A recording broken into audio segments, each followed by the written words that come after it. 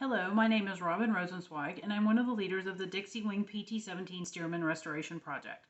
The PT-17 Stearman was the primary trainer used by Army and Navy pilots during World War II. The Dixie Wing has recently acquired a PT-17 Stearman, which we intend to restore. We are dedicating our ground-up restoration to Rosie the Riveter. She was a cultural icon representing women who worked in factories and shipyards during the war, helping transform America into the arsenal of democracy. American women played important roles during the war, both at home and in uniform. More than 5 million women served in the defense industry along with the commercial sector, which freed up the men to fight. We believe in the power of storytelling to honor the greatest generation, as well as inspiring and educating future generations.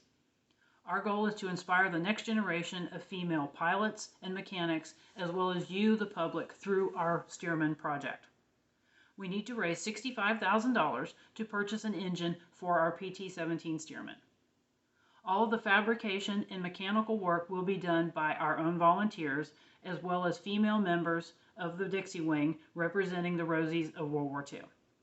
Please consider a donation to support our mission of honoring, educating, and inspiring, because together we can do it.